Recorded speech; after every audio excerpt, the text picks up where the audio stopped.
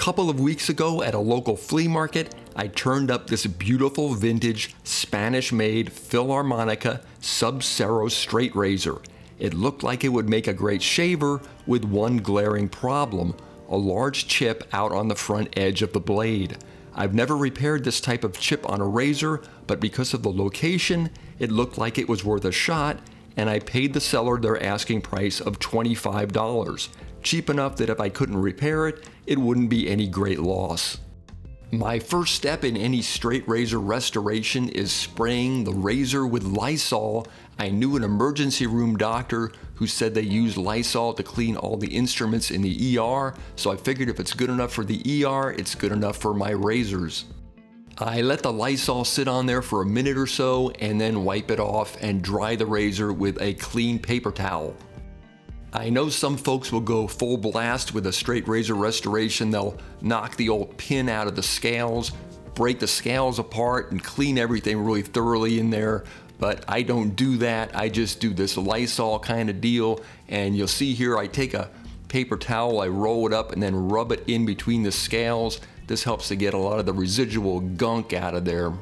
And I spray enough Lysol in there anyway that even if there's some minor amount of residual gunk left in there, it's disinfected residual gunk. At this point, I began to address the chip out on the front of the blade. I pulled out my trusty Norton 1000 grit hone and began to gently pull the lower part of the chip section along the edge of the hone. Now, don't use the larger top or bottom surfaces of your hone for this, as it eventually cuts grooves in the hone that would make it worthless for regular sharpening duty. So if you're doing something like this, make sure you only use the sides of the hone.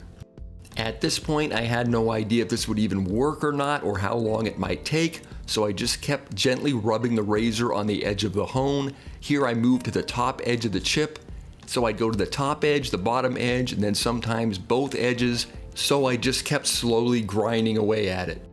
Surprisingly, this really didn't take that long, and after 4 or 5 minutes, I took a look at the blade and the chip looked significantly reduced.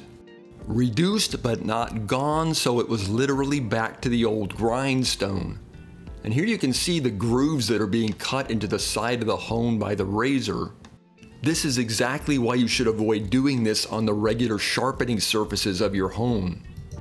Another 4 or 5 minutes of rotating between the lower and upper part of the chip, and look at this, there is no longer any visible sign of a chip. I really did not expect that to work out so well. Apparently I was having a rare lucky day. Time to move on to the next step in our restoration, the application of Moss metal polish. A little bit of this stuff goes a long way, so you can use it a lot more sparingly than I did here. Just dab some of the polish on and then rub with a paper towel. It won't be long before you see decades of crud and tarnish coming off the blade onto the paper towel. Hey, let me say here, please be careful, because even though we haven't sharpened the blade yet, it's possible the blade could still be sharp enough to cut you while you're doing something like this. And there you can clearly see all the tarnish that's coming off the blade. Now you can go as crazy as you want with the Moss, but after you think you've polished the razor enough, use a clean paper towel to wipe off the excess polish and buff the razor out. At this point, you'll start to see a nice shine to the steel. Time to move on to the sharpening. We have an in-depth razor sharpening video that I'll link at the conclusion of this video, but I'll still go over some of the basics here. With a neglected razor like this, I'll always start out with the Norton 1000 grit hone. I'll do 50 strokes like this on one side, flip the razor and do 50 strokes on the other side. Then I'll do 40 strokes on each side, 30 strokes on each side, 20, 10, 5, and then some single strokes or X strokes. Once I've done that with the Norton 1000, I'll check to see if the razor cuts the hair on my forearm. If it doesn't, I'll go back through the entire Norton process. If it does cut hair, I'll move to the Codicule hone for final sharpening. With the Coticule hone, we use a smaller bit of Coticule stone or a slurry stone to work up a slurry, which brings microscopic garnets out of the hone, with the garnets functioning as an abrasive. The theory behind creating a nice edge with a Coticule is that we want to progressively dilute the slurry, creating progressively less grit factor. I do 20 strokes on each side of the blade, then place 1 drop of water on the hone, do another 20 strokes on each side, then another drop, and so on. Usually I do this for maybe 20 drops of water, then clean off the hone and do 20 strokes of clean water, 10 strokes of clean water, 5 strokes, and then maybe 20 X strokes.